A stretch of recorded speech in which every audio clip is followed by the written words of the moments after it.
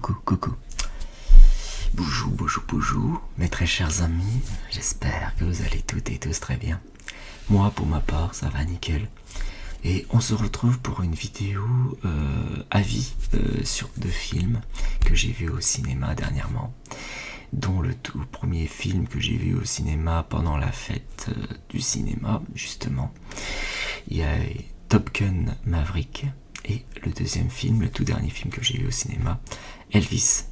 Donc je vais vous parler de 2 excellents films, Top Gun Maverick et Elvis, qui n'est pas du tout la même chose, c'est pas le même genre de film, mais c'est 2 excellents films que j'ai trouvé très bien, qui m'a beaucoup plu. Donc voilà. Et je vais commencer par dire mon avis sur Top Gun Maverick, qui est la suite directe du premier Top Gun, sorti dans les années 80, je sais plus quelle année exactement, parce que j'ai pas de gros souvenirs du tout premier Top Gun, hein, parce que le tout premier Top Gun n'était pas un chef-d'œuvre lors de sa sortie, mais c'est le film qui a fait connaître Tom Cruise avec d'autres noms d'acteurs assez connus comme Val Kilmer, etc. Mais c'est surtout le film Top Gun, c'est surtout le film qui a fait connaître Tom Cruise, qui a fait après divers films, d'excellents films par la suite. Et je pense que Tom Cruise, plus de 30 ans plus tard, ça le tenait à cœur de refaire un Top Gun, et que ça serait une suite, une excellente suite directe du tout premier film. Donc voilà, donc le tout premier Top Gun n'était pas un chef-d'œuvre en soi, mais c'était un bon film qui a marqué les esprits, qui est devenu culte avec le temps. Et puis je crois que ça tenait à cœur Tom Cruise avec le réalisateur, je sais plus comment il s'appelle le réalisateur. Je voyais ça. C'est réalisé par Joseph Kosinski. Alors je sais pas qui c'est ce réalisateur là, j'imagine il a pas fait énormément de films, mais bon, après je ne connais pas sa filmographie. En tout cas, il a bien travaillé avec apparemment Tom Cruise pour faire cette suite, et puis ça m'a beaucoup plu. J'étais vraiment très étonné de la qualité du film, surtout quand j'étais le voir au cinéma. J'ai été voir avec un pote en 4DX, et franchement la sensation et franchement l'intérêt de la 4DX pour ce genre de film, c'est vraiment excellent, c'est vraiment intense, avec les scènes aériennes, les scènes d'action qui se passent dans le ciel, enfin dans les avions de chasse et tout. Et donc que ce soit en termes de scènes d'action, on a vraiment des sensations fortes. On a vraiment l'impression d'être avec les pilotes de chasse, où la tension est palpable. Et on a peur pour eux, on est attaché avec ces personnages. D'ailleurs, en parlant d'acteurs, actrices, ils sont ils font très bien leur taf. Franchement, ils ont chacun leur charisme, chacun leur personnalité, et on le voit durant le film, parce que c'est un film consacré à Tom Cruise, mais pas que. Il n'y a pas que Tom Cruise dans l'histoire. Il y a tout le potentiel, tout le développement de différents personnages, différentes personnalités dans le film, qui est quand même assez bien développé, je trouve, assez bien travaillé. Le scénario reste assez classique, hein. C'est un scénario très simple. Ils doivent accomplir une mission avec de potentiels sacrifices, malheureusement dans cette mission à haut risque, où ils doivent juste accomplir la mission, et ils doivent faire un maximum pour qu'il n'y ait pas un seul mort dans la mission, ce qui n'est pas une mince affaire dans le film, quoi, tout simplement. Et voilà, donc c'est vraiment la tension, on nous laisse le suspense jusqu'au bout du film. Et Donc voilà, donc il y a vraiment de très bons moments, on passe vraiment de très bons moments, c'est vraiment c'est une très bonne suite, c'est même meilleur que le tout premier Top Gun, apparemment, sur certains aspects. Et franchement, j'étais très... Donc c'est une bonne petite surprise, Top Gun Maverick. Alors, en ce qui s'agit des acteurs et actrices, il y a Miles Tyler qui joue un rôle assez important dans le film. Il joue le rôle du fils d'un ancien coéquipier mort du premier Top Gun, apparemment. Désolé, je vais peut-être spoiler un petit peu, mais bon, après c'est... Voilà. Faut avoir vu le premier Top Gun, mais bon, c'est pas grave, parce que dans le film, il va y avoir des petits flashbacks du premier Top Gun. Voilà, des événements du premier Top Gun qui s'est produit. Donc on a un Miles Taylor qui est excellent dans ce rôle, qui joue le lieutenant Bradley, dit Rooster. Il y a Jennifer Connelly, assez connue aussi, qui joue le rôle de Penny Benjamin. Donc j'imagine l'ex-petite amie de Pete, le rôle de Tom Cruise, quoi, tout simplement, Maverick, qui dit Maverick. Il y a John Hamm qui joue le rôle de Cyclone. Glenn, je sais pas comment on a dit ça, Powell, rôle dans Hawkman. Lewis Pillman dans le rôle de Bob. Charles Parnell dans le rôle de Warlock. Bashir Salahuddin dans le rôle de Coleman, etc. Et il y a dans cette suite de Top Gun Maverick, il y a une scène très touchante avec Val Kilmer, son ancien coéquipier de l'époque, hein, dans le film du tout premier Top Gun. D'ailleurs que voilà, Val Kilmer, d'ailleurs ça tenait à Tom Cruise de donner ce rôle de reprendre le rôle que Val Kilmer reprenne le rôle de Tom dit Iceman, qui est malade. Dans la vraie vie, l'acteur Val Kilmer est atteint d'un cancer, et je crois que Tom Cruise, c'était une manière pour lui de lui rendre un certain hommage, surtout pour le premier Top Gun, déjà, et d'une, parce que c'est avec le Top Gun, du premier Top Gun, que Val Kilmer aussi s'est fait connaître, et je crois que Tom Cruise, ça le tenait à cœur que Val Kilmer fasse partie d'une scène d'une scène très importante dans le film, d'ailleurs. Donc je ne vous en dirai pas plus, mais en tout cas, le fait de revoir Val Kilmer, certes affaibli parce que il est lui-même atteint d'un cancer dans la vraie vie, malgré dans son état plus que mitigé, on va dire. On voit qu'il n'est pas dans un état normal, en tout cas. Mais ils ont voulu adapter Val Kilmer dans ce film-là, quoi, enfin, tout simplement. Voilà. Pour bien qu'il soit intégré dans l'histoire, tout simplement. Donc c'était une manière pour lui de mettre Val Kilmer pour le faire honneur, en fait, on va dire, faire honneur dans ce film.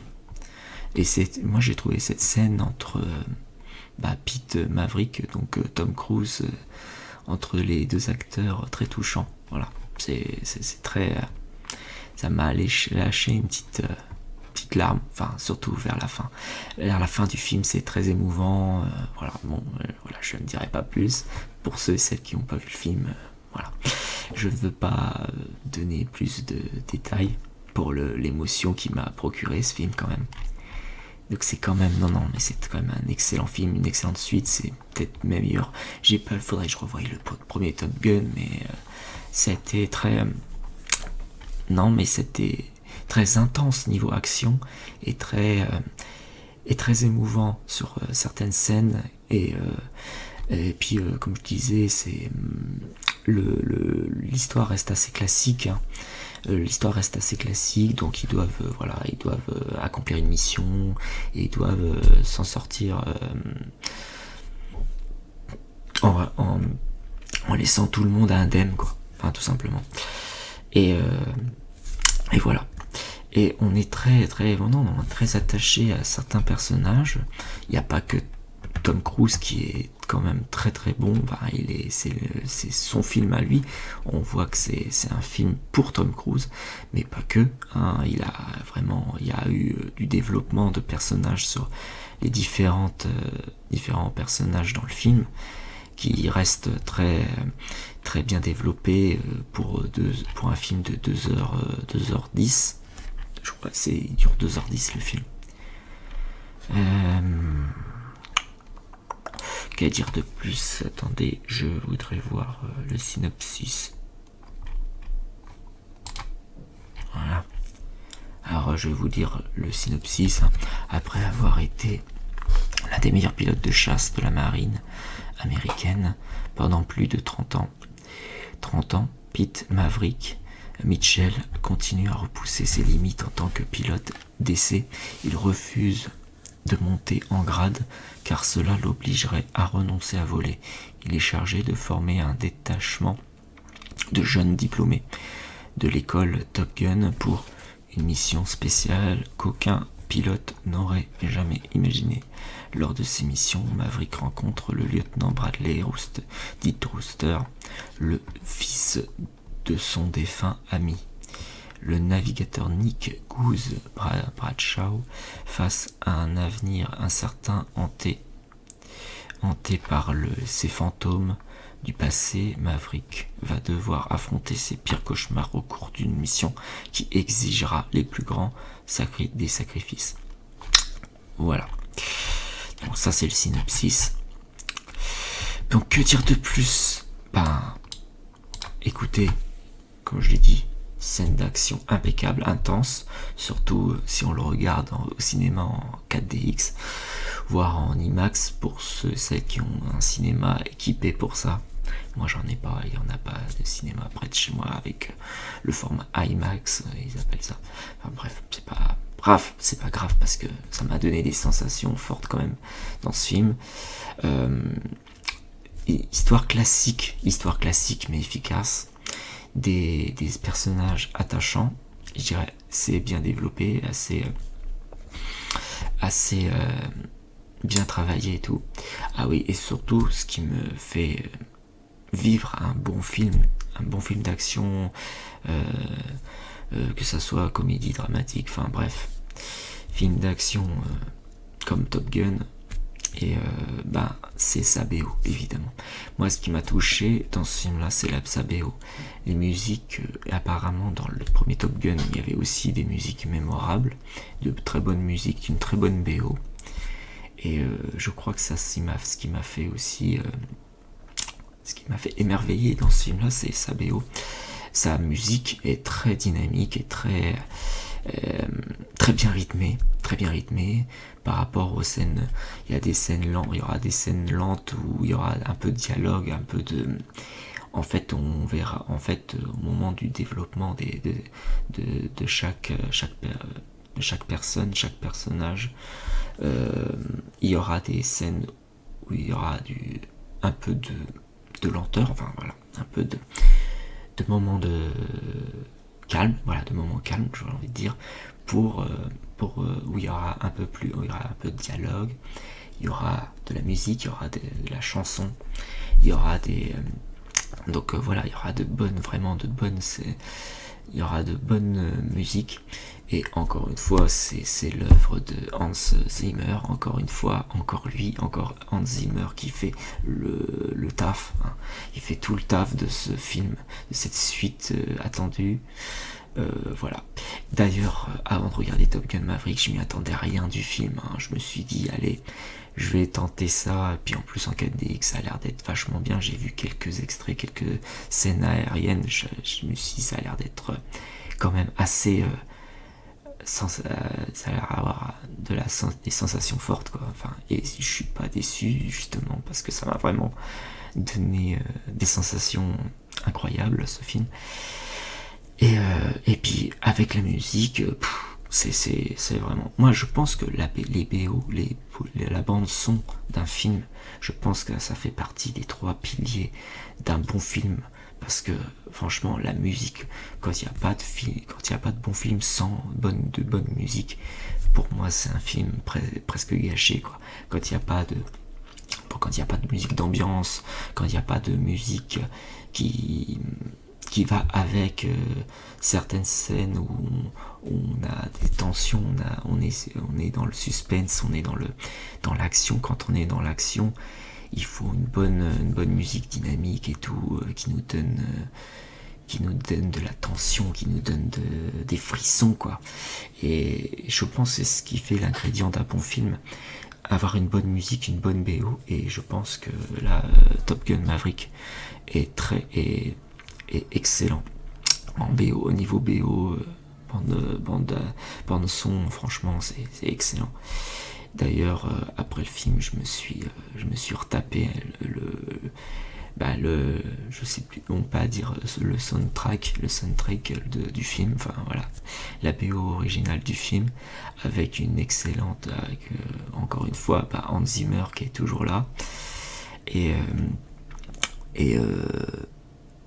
puis Lady Gaga, la chanson de Lady Gaga, hein, bien sûr, qui fait la représentation du film, et une très belle chanson aussi de One Republic, spécialement pour le film aussi. Et donc ça c'est très bien, voilà, tout simplement. Je suis content, voilà, donc c'est une bonne surprise, Top Gun Maverick. Ça me donne envie de revoir le premier quand même si le premier était pas excellent, surtout à l'époque. Enfin voilà, c'était un bon film comme je disais, mais apparemment c'était bon, ça volait pas haut, mais il y avait du potentiel quoi. Enfin c'était le potentiel du film quoi qui était attachant. Et puis les acteurs connus et reconnus tout simplement. Donc dont le fameux Tom Cruise, et puis petit honneur à Val Kilmer pour son passage dans le film, voilà, tout simplement. Voilà, donc ça c'est mon avis, j'ai à peu près tout dit. Je vous ai dit à peu près ce que je ressentais vraiment après avoir vu le film. Je pense que après, s'il faut voir dans le détail, j'en aura pour des plombes, donc je vais pas en dire plus, et puis je veux pas vous spoiler non plus. Même si, voilà, comme je l'ai dit, ça reste un film assez classique. Et puis il y a pas, voilà. Et au niveau des ennemis, il n'y a pas vraiment d'ennemis quoi. Enfin, vous allez voir, c'est pas les ennemis dans ce film-là, Top Gun Maverick. Il n'y a pas de vrais méchants dans l'histoire en fait. Mais pour ceux et celles qui l'ont pas vu, je vous laisse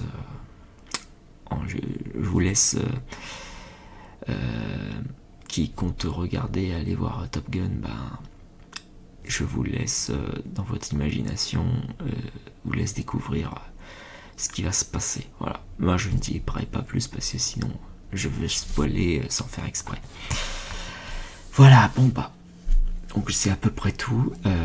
Maintenant on va passer à Elvis. Bon, je vais essayer d'être un peu plus rapide pour Elvis parce que ça a été un excellent film. Un excellent film hommage à Elvis Presley, le chanteur Elvis Presley, le roi du rock'n'roll de son époque. Alors, c'est un film vous avez dû sûrement reconnaître un film de Baz Luhrmann, qui a fait Roméo plus Juliette avec Leonardo DiCaprio et tout, je sais pas si vous vous rappelez. Et il y a eu le Moulin Rouge, il a fait le Moulin Rouge, et récemment il a fait Gatsby. Après je sais plus ce qu'il a fait, je crois qu'il a pas fait autre chose après Gatsby, je sais plus, enfin bref. Donc Gatsby le magnifique, dernièrement, ce que j'ai vu de chez lui en tout cas.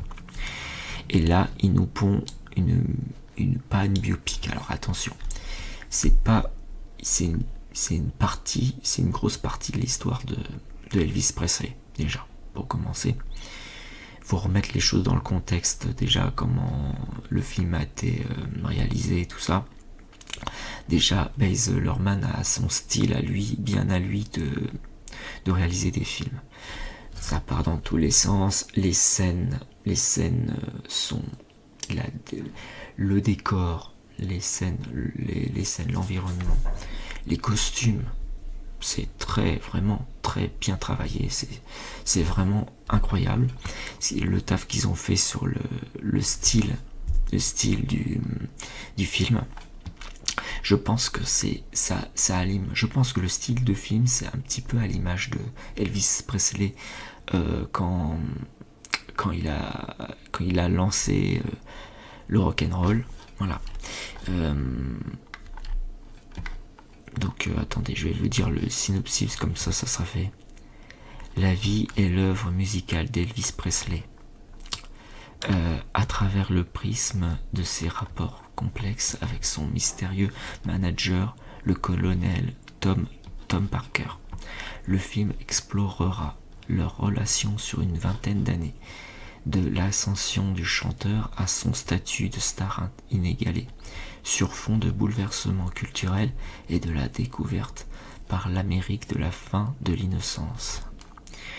Voilà, donc ça résume bien le film, un peu ce que je pensais. Alors pareil, excellente BO, ça retrace un peu les chansons d'Elvis Presley avec une excellente musique. C'est très bien rythmé, c'est tellement bien rythmé que ça va à l'excès. En fait, c'est à l'excès. En fait, la musique, l'enchaînement de musique, les scènes, quand Elvis se présente en concert, enfin le déchaînement de concerts qu'il a fait et son déhanché qui fait jouir toutes les nanas. On sait ce qu'on voit dans le film. En tout cas, c'est vraiment alors c'est vrai que certaines scènes sont exagérées, ça c'est sûr. Je pense que ça a été fait exprès pour le film, justement. En fait, ils ont voulu raconter une bonne partie comme c'est dit sur le synopsis, c'est sur une période d'une vingtaine d'années des débuts de Elvis jusqu'à sa mort, quoi, tout simplement. Et en fait, c'est pas que un film pour lui, c'est aussi le film pour expliquer plus ou moins la relation qu'il a eue avec son manager, qui s'appelle je sais plus déjà comment ça s'appelle, Tom Parker, qui s'appelait Tom Parker, qui est son manager un peu soupçonneux, un peu véreux, un petit peu, voilà. C'est le manager charismatique, attachant, mais qui est là pour le business, quoi, tout simplement. Et ça, on le voit très bien dans le film. Il explique très bien dans le film. D'ailleurs, j'ai été voir Elvis en VO. J'ai été voir en VO sous-titré avec une pote qui était intéressée par le film, et voilà, et puis on a été le voir ensemble, et ça a été, tous les deux, ça nous a plu, et j'étais très surpris de la façon dont les mises en scène. C'est quand même un film qui dure 2h30, on les voit pas arriver les 2h30, il y a des moments, comme je disais, il y a des moments calmes, où à peu près c'est filmé à peu près normalement, quoi, où on prend le temps un petit peu d'expliquer les différents événements qu'il y a eu dans la vie d'Elvis, quoi, tout simplement. Et son manager, entre guillemets, non, mais c'est vraiment, en fait, c'est filmé façon base, un peu comme il avait fait dans ses précédents films. Donc tout ça s'enchaîne, ça va vite, mais au bon moment, parfois ça s'enchaîne, mais au bon moment, quoi. C'est-à-dire on va pas perdre du temps sur certaines situations qu'a eu Elvis, certaines péripéties qu'a eu Elvis. Dans ce film-là, on s'est surtout focalisé sur les événements dramatiques qu'il y a eu en Amérique de l'époque, à cette époque-là. Il y a eu l'histoire, il y a eu la séparation des blancs et des noirs, il y a eu la ségrégation. C'est quand même un mec qui a vécu des assassinats comme le président John Kennedy, l'assassinat de Martin Luther King. C'est un chanteur en fait. On se rend compte que Elvis était un chanteur qui était dans son innocence, qui voulait rien d'autre que de réussir en tant que musicien, chanteur et tout. Et comme il savait faire que ça, chanteur, il voulait s'engager un peu plus dans le mouvement anti-racisme, la ségrégation raciale, enfin bref. Et or, son manager n'était pas forcément d'accord avec ça, quoi. Parce que Elvis, c'était un chanteur, il restait à sa place de chanteur, il fallait qu'il reste dans sa place de chanteur, parce qu'il y a eu aussi, par rapport au personnage d'Elvis, il y a eu beaucoup de controverses, il y avait les conservateurs qui le faisaient chier, enfin qui le mettaient la pression de ne plus danser de cette façon-là, parce qu'il y avait une manière. En Amérique, à cette époque-là, il y avait une manière de se comporter. Voilà. Et le comportement d'Elvis, la façon dont il se déhanchait sur scène, c'était malsain pour les conservateurs, c'était provocateur, c'était voilà, bon, parce que ça faisait mouiller les nanas pendant les concerts. Et c'est vraiment à l'excès, quoi. C'est vraiment l'hystérie totale, quoi. Dans certaines scènes où il se produit en concert, c'est vraiment incroyable, quoi. C'est vraiment fou. C'est vraiment il y a des moments drôles. Et ah oui, et puis pour vous dire un petit peu pourquoi j'ai été le voir en VO et pas en VF. Déjà, premièrement, je m'intéresse de plus en plus aux versions originales, parce qu'on entend la vraie voix des acteurs, c'est plus authentique, et je me sens plus en immersion dans la VO que la VF, quoi, la version française. Et au niveau du sous-titrage, parce que en fait le problème c'est que moi, quand j'allais voir un film en VO, la dernière fois que j'ai été voir un film en VO, c'était Tenet.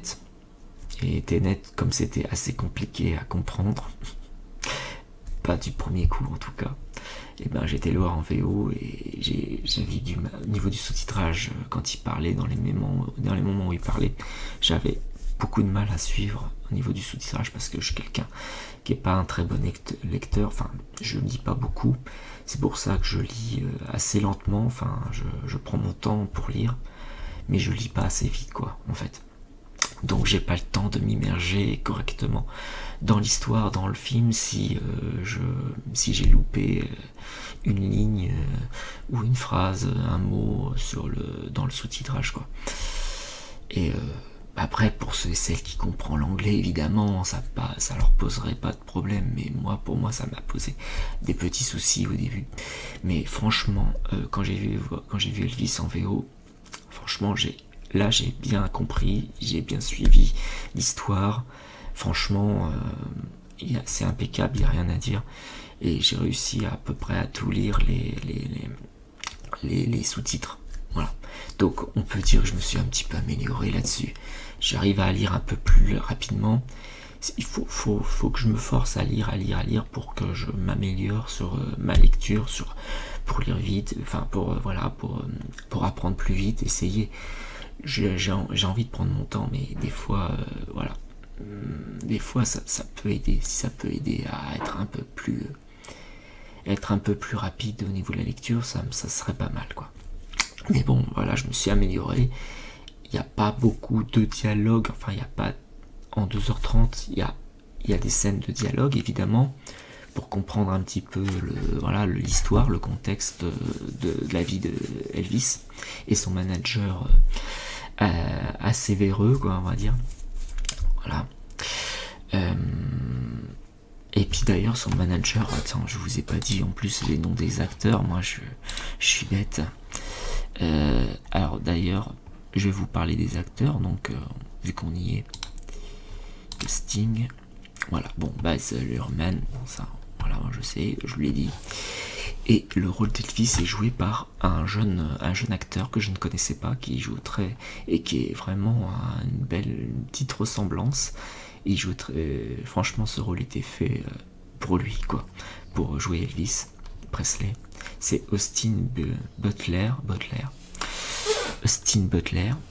Donc excellent, vraiment, je pense qu'il mériterait un petit Oscar. Bon, peut-être pas maintenant, mais vraiment, il ferait, c'est un concurrent potentiel pour les Oscars, ça.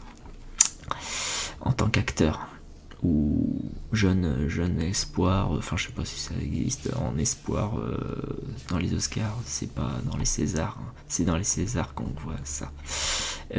Espoir féminin, masculin, bon bref. Tom Gerhardt et le fameux manager qui s'appelle Colonel Tom Parker est joué par Tom Hanks. Donc, excellent Tom Hanks. C'est pas souvent qu'on le voit jouer dans ce genre de rôle, le genre de manager. Un jeune connard, enfin un connard quoi, tout simplement. Et joue le manager vraiment, mais très peu scrupuleux quoi, tout simplement. Après voilà, je n'en dirai pas plus, mais Tom Hanks en tant que manager personnel de Austin Butler, d'Elvis Presley dans le film, pardon. C'est très, non mais c'est très bien joué. Franchement, il était un peu là, on voyait un Tom Hanks antipathique hein, sur ce coup-là. Même s'il y a eu voilà des moments où il jouait, il entourloupe quoi, il entourloupait quoi. Et c'était un mec qui apparemment il entourloupait bien Elvis quoi. Et en fait, Elvis est rentré dans une spirale infernale qui est dans le show business, les excès du showbiz, etc. Et on voit où ça a conduit malheureusement le chanteur. À force d'excès, à force d'être dans la gloire ou à la fin être has-been quoi. Parce que après à la fin, Elvis Presley, avant sa mort, est devenu has-been. Donc il était un peu démodé. Hein, à bout d'un moment, il se renouvelait pas. Enfin voilà, il était vraiment perdu dans était pris au piège dans cette spirale infernale qui est le show business et trop écouter son manager Elvis Presley, c'était un pantin tout simplement. Parmi tant d'autres malheureusement. Voilà. Non mais il y a tellement de choses à dire, c'est tellement... Après les autres acteurs je les connais pas trop, mais on va le dire quand même. Olivia de Jonge dans le rôle de Priscilla Presley, donc c'est la femme, elle joue la femme de Elvis Presley, Olivia de Jonge, très jolie femme d'ailleurs. Et jouait très bien la femme de Elvis Presley dans le film. Ellen Thompson, alors je sais plus qui c'est, Gladys Presley, la mère d'Elvis. Ah oui, elle joue la mère d'Elvis. Richard Roxburgh. Après il y a des noms qui me disent rien. Mais Vernon, qui joue le rôle de Vernon Presley, le père d'Elvis. Kelvin Harrison Jr., rôle de B.B. King. Parce qu'on va avoir des références en matière de musicale dans le film. David Wenham dans le rôle de Hank Snow et Alton Manson dans le rôle de Little Richards. Donc voilà, donc on voit en fait dans le film tout simplement, on voit l'influence qu'a eu Elvis Presley pour, si je peux dire, inventer. Il n'a pas inventé, enfin si, il a plus ou moins inventé le rock'n'roll, en quoi il s'est inspiré quand il a fait découvrir au public le rock'n'roll, ses influences, ses inspirations, ses rencontres, son parcours, une partie de son parcours assez important, Donc je crois que tous les ingrédients dans ce film sont bons pour connaître une bonne partie de l'histoire de Elvis Presley, qui pareil m'a procuré beaucoup d'émotions, beaucoup aussi de tension au niveau de la vie incarnée qu'il avait. Donc c'est, comme je le dis, c'est pas vraiment un biopic, hein. C'est juste une partie, parce que ça parle de l'histoire, non seulement de l'histoire d'Elvis Presley, mais aussi de l'histoire de ce qui s'est passé avec son manager et sa famille, une partie de sa famille aussi, ses rencontres, voilà, comme je disais, ses rencontres, ses influences, son parcours, et sa descente, si je dirais, et sa descente aux enfers à la fin du film. Voilà. Et pareil, la réalisation, moi j'aime beaucoup ce genre de réalisation de la part de Baz Luhrmann. J'aime beaucoup évidemment les acteurs, actrices qui y jouent, ils sont très excellents. Et le fait d'avoir vu en BO sous-titré m'a donné plus d'immersion dans le film. Donc et avec des décors formidables, bien travaillés, les costumes, c'est costumes excellents. Ce film-là, on peut le comparer un petit peu avec Bohemian Rhapsody et Rocketman sur l'histoire d'Elvis, de Elton John. Voilà. On peut comparer ces trois films que j'ai trouvé tous les trois excellents. J'ai une petite préférence pour Rocketman parce qu'il m'a procuré beaucoup d'émotions, Rocketman, sur l'histoire de Elton John. Mais Elvis encore, c'est un autre style. En fait, chaque film avait chaque film de l'histoire d'un chanteur connu ou d'un groupe connu avait son style bien à lui de raconter une histoire, l'histoire de tel chanteur, chanteuse, groupe musical légendaire, et franchement de transmettre le légendaire Elvis Presley, le roi le king du rock'n'roll. Franchement, c'est un très bon film, c'est un film qui le représente bien finalement, et d'ailleurs qui me donne envie d'en savoir plus sur le chanteur en question, même si Elvis Presley, c'est pas du tout de ma génération. Elvis Presley, je connais quelques chansons de lui, hein, qui sont très connues, hein, bien sûr, les incontournables de Elvis Presley. Et il y a aussi, je m'en rappelle surtout d'une image de Elvis Presley sur un best-of. J'ai vu un album best-of de Elvis Presley que mon grand-père avait quand j'étais plus jeune. Et c'était un best-of d'Elvis Presley, et j'ai vu la tête de ce chanteur-là qui m'avait marqué, parce que c'est vrai qu'il avait son style à lui, pareil. Donc c'était quand même une superstar. C'était quand même le chanteur solo qui a vendu le plus d'albums dans le monde de tous les temps pratiquement.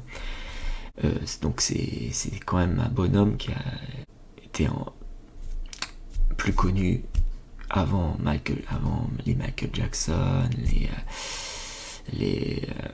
c'est quand même avant tout ce bas monde des années 80 connu. Il y avait Elvis Presley avant, et c'était le premier, on va dire le tout premier rockstar interplanétaire à l'époque, qui a été reconnu, et puis qui a été qui s'est fait défoncer par la suite avec les autres chanteurs, chanteuses connus, populaires, légendaires après lui, quoi. Et puis c'est un chanteur qui a influencé beaucoup de chanteurs et de chanteuses auparavant, et voilà. Et puis quelques chansons intemporelles qui qui pourrait être voilà, être reconnu, continuer à être reconnu dans le temps, quoi. Enfin, tout simplement. Que dire de plus? C'est très non, c'était très intense, c'était très bien rythmé, les décors, les mises en scène, excellent, l'histoire, le scénario, enfin tout était pratiquement bon. Je dirais pas que c'était meilleur que Rocketman, mais c'était à peu près équivalent et c'était pas la même façon, c'était pas les mêmes façons de raconter quoi, de l'histoire d'un chanteur ou d'une chanteuse. Donc c'était assez exceptionnel et franchement ça vaut le détour. Ça vaut le détour si vous aimez le style Baz Luhrmann. Vous avez trouvé votre compte, vous allez retrouver votre bonheur en regardant ce film là. Sinon, pour les non-fans d'Elvis Presley et les non-fans du réalisateur Baz Luhrmann, ça pourrait ne pas vous intéresser finalement, mais ça peut attirer quelques curieux comme moi. Moi j'aime beaucoup. Je ne connaissais pas, voilà, comme je disais avant de regarder le film, je ne connaissais pas trop Elvis Presley, même si je connaissais quelques chansons de lui, et je me rappelle de l'image de ses costumes qu'il avait quand il se produisait sur scène, que c'était l'hystérie totale, quoi. Quand il se produisait sur scène, c'était le roi, son déhanché, il était connu par son déhanché, sa danse, sa musique, ses chansons, c'était un excellent chanteur, voilà, c'est pour ça qu'il est devenu une légende de la musique, tout simplement. Et je pense qu'on lui doit au moins un film dans ce style-là, quoi. Voilà, ça le représente bien. C'est excessif, mais ça représente bien le personnage d'Elvis Presley à son époque. Donc voilà, allez, sur ce, lâchez des gros pouces bleus, des commentaires pour des détails que j'aurais pas cités. J'espère que cette vidéo avis vous aura plu. Pour partager, commenter et abonnez-vous si c'est pas le cas. Donc ça me ferait extrêmement plaisir. Je vous en remercie pour votre soutien. Donc voilà, c'était mes deux avis sur les deux films, excellents films que je ne regrette pas d'avoir vu et qui m'a vraiment donné des frissons, quoi, et m'a vraiment donné envie de continuer à regarder des bons films au cinéma. Voilà. Allez, sur ce, je vous souhaite une très bonne journée, bonne nuit, et si vous passez de bonnes vacances, passez de bonnes vacances pour ceux et celles qui sont en vacances, et pour ceux et celles qui sont encore au boulot, bon courage. Voilà, moi je serai bientôt en vacances en mois d'août, donc voilà, tout va bien pour l'instant pour moi. Je vous en remercie. Allez, prenez bien soin de vous et la paix sur vous. Allez, ciao, merci.